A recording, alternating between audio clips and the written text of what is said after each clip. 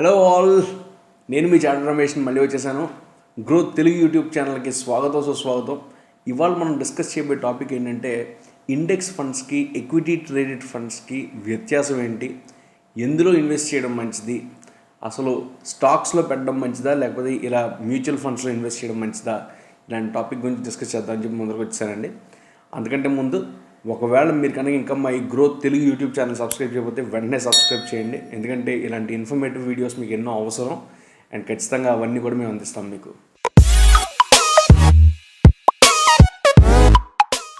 So అసలు మనం ముందర ఈ ఈటీఎఫ్లకి లేకపోతే ఇండెక్స్ ఫండ్స్కి డిఫరెన్సెస్ తెలుసుకునే ముందర ముఖ్యంగా ఒక విషయం తెలుసుకోవాలి మీరు. ఏంటంటే ఈ రెండింటి నుంచి వచ్చే ఉపయోగాలు ఏవైతే ఉన్నాయో, లాభాలు ఏవైతే ఉన్నాయో అవి ఒకటేనండి. అవి ఏంటని చూస్తే కనుక మొదటిది, మనం మామూలుగా ఎక్విటీ షేర్లో పెట్టాలంటే చాలా ఖర్చు అవుతుంది. అలా ఖర్చు మనం పెట్టలేనప్పుడు ఏం చేస్తామంటే చిన్న మొత్తాల్లో ఇలాంటి మ్యూచువల్ ఫండ్స్లో ఇన్వెస్ట్ చేస్తే వాళ్ళు మన తరపున అలా పెద్ద పెద్ద ఎక్విటీ షేర్లో డబ్బులు పెడతారు. So participation in large equity funds అన్నది ఖచ్చితంగా ఇంప్రూవ్ అవుతుంది మనకి. సెకండ్ ముఖ్యంగా ఏంటంటే ఇలాంటి ఇండెక్స్ ఫండ్స్లోనూ లేకపోతే ఈటీఎఫ్లోనూ కామన్గా ఉండేది ఈ ఎక్స్పెన్స్ రేషియో ఏదైతే ఉంటుందో, కాస్ట్ ఏదైతే ఉంటుందో అది చాలా తక్కువ ఉంటుంది. ఫండ్ మేనేజర్ యొక్క రిస్క్ ఏదైతే ఉంటుందో అసలు ఉండదండి అది. ఈ మూడు అంశాలు ఈటీఎఫ్లో కానివ్వండి, ఇండెక్స్ ఫండ్స్లో కానివ్వండి కామన్గా మనకు ఉండే బెనిఫిట్స్ అనమాట. సో అసలు ఇలా తక్కువ ఎక్స్పెన్సెస్ ఉండడానికి లేకపోతే ఫండ్ అడ్మినిస్ట్రేటర్ యొక్క రిస్క్ ఉండకపోవడానికి కారణాలు ఏంటని చూస్తే కనుక, ఇదివరకు ఒకసారి మనం ఇండెక్స్ ఫండ్స్ గురించి ఒక వీడియోలో చెప్పుకున్నాం. ఏంటంటే ఇండెక్స్ ఫండ్స్లో మనం ఇండెక్స్ బేస్డ్గానే ఇన్వెస్ట్మెంట్లు అనేవి వెళ్తూ ఉంటాయి తప్పితే ఎవరో కూడా ఒక స్పెసిఫిక్ ఫండ్ అడ్మినిస్ట్రేటర్ అన్నవాళ్ళు మనకు ఉండరు. అందుకని చెప్పి ఆ ఇన్వెస్ట్మెంట్ అన్నది ప్యాసివ్ ఇన్వెస్ట్మెంట్ అంటాం, యాక్టివ్ ఇన్వెస్ట్మెంట్ కానే కాదు అసలు అది. ఇప్పుడు ఇండియాలో పరిస్థితి ఎట్లా ఉంది, ఇలాంటి ప్యాసివ్ మ్యూచువల్ ఫండ్స్కి అసలు ఇంట్రెస్ట్ చూపిస్తున్నారా ప్రజలు అన్నది చూస్తే కనుక, ముందుగా మీకు అర్థం చేసుకోవాల్సింది ఏంటంటే రోజు రోజుకి యాక్టివ్ ఇన్వెస్ట్మెంట్ ఫండ్స్ కంటే కూడా ఈ ప్యాసివ్ ఫండ్స్ మీదే జనాలు మొగ్గు చూపుతున్నారు. ఇది మెల్లగా పెరుగుతూ వస్తుంది ఇంట్రెస్ట్ అన్నది.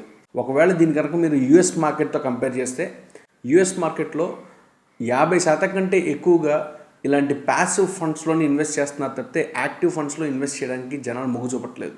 ఎందుకని చూస్తే కనుక ఇందాక చెప్పుకున్న 3 అడ్వాంటేజెస్ మనకు కారణం. కానీ ఇండియాలో గత 5 ఏళ్లలో బాగా ఈ ప్యాసివ్ ఫండ్స్ మీద ఇంట్రెస్ట్ ఎక్కువ చూపిస్తున్నారండి. అంటే ఈ మధ్య కాలంలోనే ఈ ప్యాసివ్ మ్యూచువల్ ఫండ్స్ మీద ఇంట్రెస్ట్ చూపించడం అన్నది పెంచుకుంటూ వస్తున్నారు జనాలు. సో ఏమవుతుందంటే ఒకవేళ సెన్సెక్స్ కనుక ప్రస్తుతానికి 45,000 పాయింట్లో ఉంది, అది 50,000 పాయింట్లు రీచ్ అయిందంటే ఆ 5,000 పాయింట్స్కి ఏదైతే ఈ పర్సంటేజ్ ఉంటుందో దగ్గరగా అంత పర్సంటేజ్ ఆఫ్ రిటర్న్ మనకి కూడా ఉంటుందన్నమాట. సో ఇలాంటి అడ్వాంటేజెస్ అన్నవి మనకు ఉంటాయి కాబట్టి జనాలు మెల్లగా ఈ సెన్సెక్స్ బేస్డ్ మ్యూచువల్ ఫండ్స్లోనూ లేకపోతే నిఫ్టీ బేస్డ్ మ్యూచువల్ ఫండ్స్ లేకపోతే స్పెసిఫిక్ సెక్టార్ బేస్డ్ ఈ ఇండెక్స్ ఏదైతే ఉంటుందో దాన్ని బేస్ చేసుకుని ఇన్వెస్ట్ చేయడం, ఇలాంటివన్నీ చేయడం స్టార్ట్ చేస్తున్నారు జనాలు కూడా. నిజానికి చూస్తే కనుక ఈ ఇంప్రూవ్మెంట్ ఏదైతే ఉందో ఇలాంటి ఇండెక్స్ బేస్డ్ మ్యూచువల్ ఫండ్స్లోనూ లేకపోతే ఈటీఎఫ్స్లోనూ ఇన్వెస్ట్ చేయడానికి కారణం ఏంటని చూస్తే కనుక టెక్నాలజీ బేస్డ్ ఇన్వెస్ట్మెంట్స్ అన్నవి చాలా ఎక్కువ వస్తున్నాయి ఈ మధ్యకాలంలో. అండ్ ఖచ్చితంగా చెప్తున్నాను నేను, ఇలాంటి టెక్నాలజీ బేస్డ్ మ్యూచువల్ ఫండ్స్ లేకపోతే టెక్నాలజీ బేస్డ్ ఈటీఎఫ్స్ ఏవైతే ఉంటాయో పోను రోజుల్లో చాలా ఎక్కువగా ఉంటాయండి. ఎందుకంటే అందరూ కూడా ఇప్పుడు ఆర్టిఫిషియల్ ఇంటెలిజెన్స్ యూస్ చేయడము లేకపోతే ఈ ఫినాన్షియల్ టెక్నాలజీని యూస్ చేయడం, ఇలాంటి కారణాల వల్ల ఇలాంటి అసెట్స్ అండర్ మెయింటెనెన్స్ అన్నవి ఇంక్రీజ్ అవ్వడానికి చాలా ఛాన్సెస్ ఉన్నాయి. సో ఇలా చేయడం వల్ల ఏమవుతుందంటే ఒక పక్కన టెక్నాలజీని యూస్ చేసుకుంటున్నారు, ఇంకో పక్కన ఫండ్ అడ్మినిస్ట్రేటర్ యొక్క కాస్ట్ అన్నది తగ్గించుకుంటున్నారు. అంటే ఒక పక్కన టెక్నాలజీని యూస్ చేసుకుంటూ ఫండ్ అడ్మినిస్ట్రేటర్ పెట్టాల్సిన బ్రెయిన్ పెట్టక లేకుండా మొత్తం ఆర్టిఫిషియల్ ఇంటెలిజెన్స్తోనో లేకపోతే ఫినాన్షియల్ టెక్నాలజీ ద్వారా ఈ ఇన్వెస్ట్మెంట్స్ అన్నవి ప్లాన్ చేసుకుంటూ వస్తున్నారు కాబట్టి ఆటోమేటిక్గా కాస్ట్ అన్నది తగ్గిపోతుంది మనకి. నిజానికి ఈ ప్యాసివ్ ఫండ్స్లో ఇన్వెస్ట్ చేయడం వల్ల ఎంత అడ్వాంటేజ్ వస్తుంది అన్నది తెలుసుకోవాలంటే మనం ఒక సర్వేని అర్థం చేసుకోవాలండి. ఈ ప్యాసివ్ ఫండ్స్ మీద ఎకనామిక్ టైమ్స్ యాక్చువల్గా ఒక సర్వే కండక్ట్ చేశారు. ఆ సర్వేలో రిజల్ట్స్ ఏంటంటే గత 6 ఏళ్లలో చూస్తే కనుక, అంటే 2015 నుంచి 2020 వరకు చూస్తే కనుక లార్జ్ క్యాప్ కేటగిరీలో ఈ ప్యాసివ్ ఫండ్స్ యొక్క రిటర్న్స్ని నిఫ్టీ 100 యొక్క టోటల్ రిటర్న్ ఇండెక్స్తో కంపేర్ చేశారు. అలాగే ప్యాసివ్ ఫండ్స్ యొక్క రిటర్న్స్ని మిడ్ క్యాప్ కేటగిరీలో Nifty mid cap 150 total return ఇండెక్స్తో కంపేర్ చేశారు. అలాగే స్మాల్ క్యాప్ ఫండ్స్లో వచ్చేప్పటికి Nifty small cap 100 total return ఇండెక్స్తో కంపేర్ చేశారు. ఈ సర్వేలో వాళ్ళకి అర్థమైంది ఏంటంటే ఈ ప్యాసివ్ ఫండ్స్లో ఇన్వెస్ట్ చేయడం వల్ల లార్జ్ క్యాప్ ఫండ్స్లో ఇన్వెస్ట్ చేయడం కంటే కూడా బెటర్ అన్నది వాళ్ళకి తెలిసింది. ఎప్పుడెప్పుడు బెటర్ అని చూస్తే కనుక 6 ఏళ్ల సర్వేలో 5 ఏళ్ళు ఈ లార్జ్ క్యాప్ ఫండ్స్ అనేవి తక్కువగా రిటర్న్స్ ఇచ్చేయి, ప్యాసివ్ ఫండ్సే బెటర్ రిటర్న్స్ ఇచ్చేయి. అలాగే మిడ్ క్యాప్ కంపెనీస్ చూస్తే కనుక ఇండెక్స్ కంటే కూడా, అంటే మన passive investments in mutual funds కంటే కూడా తక్కువ రిటర్న్స్ 4 సంవత్సరాల్లో ఇచ్చే 6 సంవత్సరాల్లో. కానీ స్మాల్ క్యాప్స్ అన్నవి యాక్టివ్ మ్యూచువల్ ఫండ్స్ ఏవైతే ఉన్నాయో అవి ఇండెక్స్ కంటే మంచి ఫలితాలు ఇచ్చేయి, 5 సంవత్సరాలు ఫలితాలు ఇచ్చే 6 సంవత్సరాల్లో. సో దీనివల్ల మనకు అర్థమయ్యేది ఏంటంటే ఖచ్చితంగా ఎప్పుడు కూడా ఎక్విటీలో ఇన్వెస్ట్ చేస్తేనే డబ్బులు రిటర్న్ ఎక్కువ వస్తాయన్నది మీరు అనుకోవద్దండి. కొన్నిసార్లు ఇలా నిఫ్టీ బేస్ చేసుకునో లేకపోతే సెన్సెక్స్ బేస్ చేసుకునో ఇలాంటి ఇండెక్స్ బేస్డ్ ఫండ్స్ ఏవైతే ఉంటాయో అవి కూడా ఎక్విటీ కంటే డబ్బులు ఎక్కువ మీకు రిటర్న్ ఇవ్వచ్చు. ఇంకో సర్వే కూడా ఉందండి. ఈ సర్వే ఏంటంటే అసలు ప్యాసివ్ ఫండ్స్ బాగా పెర్ఫామ్ చేస్తున్నాయా, యాక్టివ్ ఫండ్స్ బాగా పెర్ఫామ్ చేస్తున్నాయా అన్న ఇంకో సర్వే కూడా చేశారు. అదే 6 సంవత్సరాలకి. ఆ సర్వేలో చూస్తే కనుక మిడ్ క్యాప్ల్లోనూ లార్జ్ క్యాప్ల్లోనూ ఉండే ప్యాసివ్ ఫండ్స్ ఏవైతే ఉంటాయో అవి చాలా మంచి ఫలితాలు ఇచ్చే యాక్టివ్ ఫండ్స్ కంటే కూడా. సో నేను చెప్పబోయేది ఏంటంటే యాక్టివ్ ఫండ్స్లో ఇన్వెస్ట్ చేయడం కంటే కూడా ప్యాసివ్ ఫండ్స్లో ఇన్వెస్ట్ చేయడం వల్ల బెనిఫిట్స్ ఎక్కువ పొందుతున్నారు జనాలు, ఎక్కడ మిడ్ క్యాప్ల్లోనూ అలాగే లార్జ్ క్యాప్ల్లోనూ. కానీ స్మాల్ క్యాప్ కేటగిరీలో చూస్తే కనుక యాక్టివ్ ఫండ్స్ అన్నవే చాలా మంచి ఫలితాలు ఇచ్చే మన ప్యాసివ్ ఫండ్స్ కంటే కూడా. ఇవి కొన్ని ముఖ్యమైన అంశాలు మనం ఈ సర్వే నుంచి తెలుసుకోవాల్సినవి. అయితే మీరు ఇంకొక ముఖ్యమైన విషయం ఇందులో గమనించాలి. 2020-21 సంవత్సరంలో మొత్తం మార్కెట్ అంతా మంచి భూమి మీద పికప్ అయినా కూడా ఈ ఎక్విటీ బేస్డ్ మ్యూచువల్ ఫండ్స్ ఏవైతే ఉంటాయో మార్కెట్ ఇండెక్స్ కంటే కూడా చాలా తక్కువ రిటర్న్స్ ఇచ్చేయండి. ఇది మనం చాలా జాగ్రత్తగా అబ్జర్వ్ చేసుకోవాలి. ఉదాహరణకి లార్జ్ క్యాప్ ఫండ్స్లో చూస్తే కనుక ఉన్న 193% లార్జ్ క్యాప్ ఫండ్స్ అన్నవి మార్కెట్ ఇండెక్స్ కంటే తక్కువ రిటర్న్స్ ఇచ్చేయి. అలాగే స్మాల్ క్యాప్ ఫండ్స్లోను మిడ్ క్యాప్ ఫండ్స్లోను చూస్తే కనుక 182% ఈ మ్యూచువల్ ఫండ్స్ అన్నవి తక్కువ రిటర్న్సే ఇచ్చాయి మ్యూచువల్ ఫండ్స్. సో దీన్ని బట్టి ఏమవుతుందంటే మార్కెట్ బాగా ఎదుగుతున్నా కానీ కొన్ని సందర్భాల్లో ఈ ఎక్విటీ బేస్డ్ మ్యూచువల్ ఫండ్స్ అన్నవి తక్కువ రిటర్న్సే ఇస్తున్నాయి అన్నది మీరు అర్థం చేసుకోవాలి. ఇలా తక్కువ రిటర్న్స్ ఇవ్వడానికి కొన్ని కారణాలు ఉంటాయి. అదే మనకి ఇదివరకు ఒకసారి చెప్పుకున్నాం, ఇండెక్స్ బేస్డ్ ఫండ్స్లో ఈ ట్రాకింగ్ ఎర్రర్ అనేది ఉంటుంది, లేకపోతే ఎక్స్పెన్స్ రేషియో అనేవి ఉంటాయి. ఇలాంటివన్నీ కూడా జాగ్రత్తగా చూసుకుని దాని తర్వాతే మ్యూచువల్ ఫండ్స్లో మనం డబ్బులు ఇన్వెస్ట్ చేయాలని చెప్పి. సో ఈ కారణాల వల్లే ఇండెక్స్ బేస్డ్ ఫండ్ అయినా కూడా కొన్ని సందర్భాల్లో అవి ఇండెక్స్ అంత రిటర్న్స్ మనకి ఇవ్వకపోవచ్చు అన్నది మీరు ఖచ్చితంగా గమనించాలి. సో దీనివల్ల మనకి ఇప్పటివరకు అర్థమైంది ఏంటంటే చూస్తే కనుక ఈ ప్యాసివ్ ఫండ్స్లో ఇన్వెస్ట్ చేయడం వల్ల అధిక లాభాలు ఎక్విటీలో ఇన్వెస్ట్ చేయడం కంటే వస్తుందన్నది మీరు అర్థం చేసుకోవాలి. నెంబర్ 1. ఇప్పుడు మనం ఏం చేద్దామంటే ఈ యాక్టివ్ మ్యూచువల్ ఫండ్స్లో పెడితే డబ్బులు ఎక్కువ వస్తాయా, లేకపోతే ఇండెక్స్డ్ ఫండ్స్లో పెడితే డబ్బులు ఎక్కువ వస్తాయా, లేకపోతే ఈ ఈటీఎఫ్స్లో పెడితే డబ్బులు ఎక్కువ వస్తాయా, లేకపోతే దేంట్లో మనకి అడ్వాంటేజ్ ఉంది, వాటిల్లో వ్యత్యాసాలు ఏంటన్నది ఒకసారి ఇప్పుడు చూద్దాం. సో ముందుగా ఫండ్ మేనేజర్ రిస్క్ అనేది యాక్టివ్ మ్యూచువల్ ఫండ్స్లో ఎక్కువగా ఉంటుందండి. అదే ఇండెక్స్ ఫండ్స్లోను ఈటీఎఫ్లో చూస్తే కనుక అసలు ఉండదు. అదే ఇన్వెస్టింగ్ స్ట్రాటజీ చూస్తే కనుక యాక్టివ్ మ్యూచువల్ ఫండ్స్లో చాలా ఎక్కువగా ఉంటుంది, యాక్టివ్గా ఉంటుంది. అలాగే ఇండెక్స్ ఫండ్స్లోను ఈటీఎఫ్స్లోను ప్యాసివ్గానే ఉంటుంది. ఎక్కువగా మనం స్ట్రాటజీ అన్నది ఒక్కసారి డిఫైన్ చేసి వదిలేస్తాం. ఎక్స్పెన్స్ రేషియో అన్నది యాక్టివ్ మ్యూచువల్ ఫండ్స్లో 1 నుంచి 2% దాకా ఉంటుంది. అదే ఇండెక్స్ ఫండ్స్లో చూస్తే కనుక 0.25 నుంచి 0.5% వరకు ఉంటుంది. అదే ఈటీఎఫ్లో చూస్తే కనుక ఇంకా తక్కువ ఉంటుందండి. అది 0.05% నుంచి 0.1% వరకు ఉంటుంది. అలాగే మ్యూచువల్ ఫండ్స్లో ఇన్వెస్ట్ చేయడానికి డీమ్యాట్ అకౌంట్ అవసరమా అని చూస్తే కనుక యాక్టివ్ మ్యూచువల్ ఫండ్స్లో ఇన్వెస్ట్ చేయడానికి డీమ్యాట్ అవసరం లేదు. అలాగే ఇండెక్స్ ఫండ్స్లో కూడా డీమ్యాట్ అన్నది అవసరం లేదు. కానీ ఈటీఎఫ్స్లో ట్రేడ్ చేయడానికి ఖచ్చితంగా డీమ్యాట్ అనేది ఉండాలి. అలాగే బ్రోకరేజ్ కాస్ట్ చూస్తే కనుక యాక్టివ్ మ్యూచువల్ ఫండ్స్లోను ఇండెక్స్ ఫండ్స్లోను అక్కర్లేదు. అలాగే ఈటీఎఫ్స్లో చూస్తే కనుక ఖచ్చితంగా బ్రోకరేజ్ కాస్ట్ అనేది ఉంటుంది మీకు.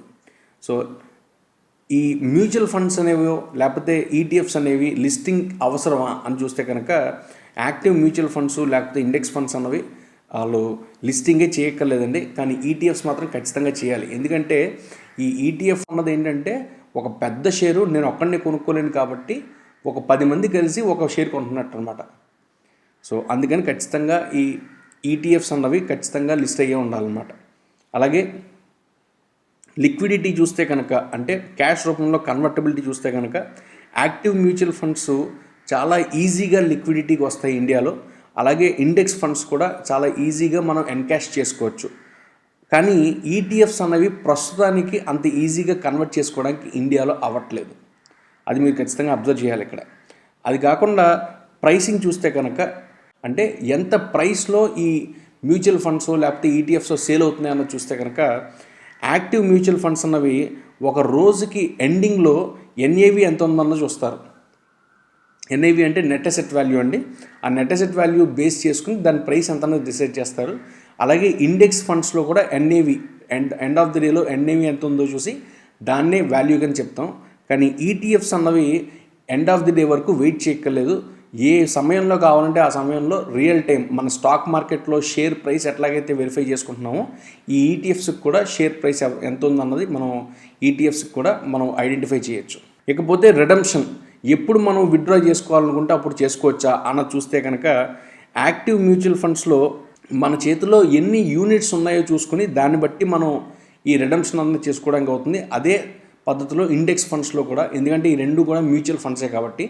కానీ ఈటీఎఫ్స్కి వచ్చేప్పటికి ఈ ఈటీఎఫ్ అనేది నేను రిడీమ్ చేసుకోవాలంటే నాలాగా ఆలోచించే ఒక ఈటీఎఫ్ కొనుక్కోవాలనుకునే ఒక పర్సన్ నాకు కావాలి. సో దీనివల్ల ఏమవుతుందంటే నేను అమ్మాలనే ఉద్దేశం నాకు ఉన్నా కానీ కొనుక్కోవడానికి ఇంకోళ్ళు రెడీగా ఉండాలి. అప్పుడు మాత్రమే నేను ఈ ఈటీఎఫ్ అన్నది ఖచ్చితంగా సేల్ చేయగలుగుతాను, అలాగే రిడీమ్ చేసుకోగలుగుతాను.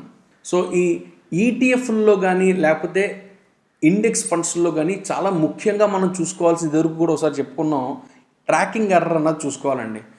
ఏ మ్యూచువల్ ఫండ్లో, ఏ ఇండెక్స్ బేస్డ్ ఫండ్లోనో లేకపోతే ఈటీఎఫ్లోనో ట్రాకింగ్ ఎర్రర్ అన్నది ఎంత తక్కువ ఉంటుందో ఆ మ్యూచువల్ ఫండ్ని లేకపోతే ఈటీఎఫ్ని మనం సెలెక్ట్ చేసుకోవాలన్నది మీరు అర్థం చేసుకోవాలి. ఎందుకంటే ఈ ట్రాకింగ్ ఎర్రర్ అన్నది ఎక్కువ పర్సంటేజ్ ఉందనుకోండి, ఆ వేరియన్స్ ఎక్కువ ఉందనుకోండి, ఇండెక్స్ అద్భుతంగా పనిచేసినా మనకు రిటర్న్లు రావు.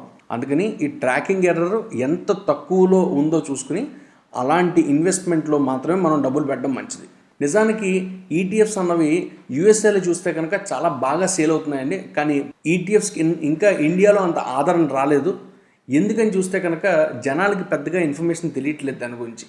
నిజానికి అది ఒక చాలా మంచి ప్లాన్ అనే చెప్పుకోవాలి. ఎందుకంటే ఒక పెద్ద కంపెనీలో షేరు నేను ఒక్కడిని ఇన్వెస్ట్ చేయలేని పక్షంలో ఓ మ్యూచువల్ ఫండ్ అన్న వాళ్ళు ఏం చేస్తున్నారంటే ఆ షేర్ని 4 కిందో 10 కిందో విభజించి ఆ షేర్ని ఒక్కొక్క ఇన్వెస్టర్ దగ్గర నుంచి కొంత మొత్తంలో తీసుకుని అందులో ఇన్వెస్ట్ చేస్తున్నారు. అంటే నాకు డైరెక్ట్గా ఒక షేర్ రాకపోవచ్చు, ఉదాహరణకి నాకు 0.5 షేర్ రావచ్చు, లేకపోతే 0.1 షేర్ రావచ్చు. అట్లాగా విభజించి ఆ షేర్లో నాకు పార్టిసిపేషన్ ఇస్తున్నారు. అందుకని దానివల్ల నాకు అడ్వాంటేజ్ ఎక్కువ అందులో. కానీ అలా చేయడానికి ఆ ఫండ్ అడ్మినిస్ట్రేటర్ ఎవరైతే ఉన్నారో వాళ్ళు కూడా నేను కొంచెం చెల్లించాల్సి వస్తుంది. ఆ కాస్ట్ కూడా మనం ఇన్కర్ అవ్వాల్సి వస్తుంది అనమాట. నిజానికి చూస్తే కనుక ఈ ఈటీఎఫ్స్లో యూఎస్లో వచ్చినంత ఆదరణ మనకు రావడానికి ఇంకెంతోసేపు పట్టదండి. మహా అయితే ఇంకొక 5 ఏళ్లలోనో 6 ఏళ్లలోనో ఖచ్చితంగా చాలామంది డబ్బులు పెడతారని అంచనాలు వేస్తున్నాం. సో అది ఈటీఎఫ్స్ గురించి. ఇకపోతే అసలు ఈ ఈటీఎఫ్స్లో ఇన్వెస్ట్ చేయడానికి ఎస్ఐపి ద్వారా పాసిబిలిటీ ఉంటుందా అంటే సిస్టమాటిక్ ఇన్వెస్ట్మెంట్ ప్లానింగ్ ద్వారా ఈ ఎస్ఐపి ద్వారా ఇన్వెస్ట్మెంట్ అన్నది ఈటీఎఫ్స్లో పాసిబిలిటీ ఉంటుందా అని చూస్తే కనుక ప్రస్తుతానికి అవకాశం లేదండి. కానీ కొంతమంది స్టాక్ బ్రోకర్లు ఏమేం చేస్తారంటే మనమే ఒక హ్యాబిట్ కల్టివేట్ చేసుకుందాం, మనమే ఒక అలవాటు కల్టివేట్ చేసుకుందాం, నెల ఇంత అమౌంట్ నేను ఈటీఎఫ్లో ఇన్వెస్ట్ చేస్తాను అనుకుని మనమే ఒక అమౌంట్ అనుకుని ఆ అమౌంట్ని ఈటీఎఫ్స్లో ఇన్వెస్ట్ చేయడానికి ట్రై చేయొచ్చు. అలాంటి ఉద్దేశంతో ఈటీఎఫ్స్లో ఇన్వెస్ట్ చేసుకుంటూ వస్తున్నారు. అది మంచి విషయమే కాదన్నా. కానీ అసలు ఏఎంసీ కంపెనీల్లో చూస్తే కనుక, అసెట్ మేనేజ్మెంట్ కంపెనీస్లో చూస్తే కనుక ఈ పద్ధతి అన్నది ఇప్పటివరకు రాలేదు ఇంకాను. సో ఇప్పుడు నిజానికి చెప్తే కనుక మీకు ఈ ఇండెక్స్ ఫండ్స్కి లేకపోతే ఈటీఎఫ్లకి ఉన్న వ్యత్యాసం ఏంటన్నది కంప్లీట్గా తెలిసిందని అనుకుంటున్నాను. సో ఒకవేళ మీరు కనుక ఇన్వెస్ట్ చేస్తే ఎందులో చేస్తారు, ప్యాసివ్ ఫండ్స్లో ఇన్వెస్ట్ చేస్తారా లేకపోతే యాక్టివ్ ఫండ్స్లో ఇన్వెస్ట్ చేస్తారా, లేకపోతే ప్యాసివ్ ఫండ్స్లో ఇండెక్స్ బేస్డ్ ఫండ్స్లో ఇన్వెస్ట్ చేస్తారా లేకపోతే ఈటీఎఫ్స్లో ఇన్వెస్ట్ చేస్తారా అన్నది మాకు ఖచ్చితంగా తెలియచేయండి. మీ ఇంటెన్షన్ ఏంటన్నది మాకు ఈ కామెంట్ సెక్షన్లో రాయండి. దాన్ని బట్టి మేము కూడా మీ ఇంటెన్షన్ ఏంటన్నది అర్థం చేసుకుంటాం. అప్పటివరకు ఉంటాను మరి. నమస్కారం.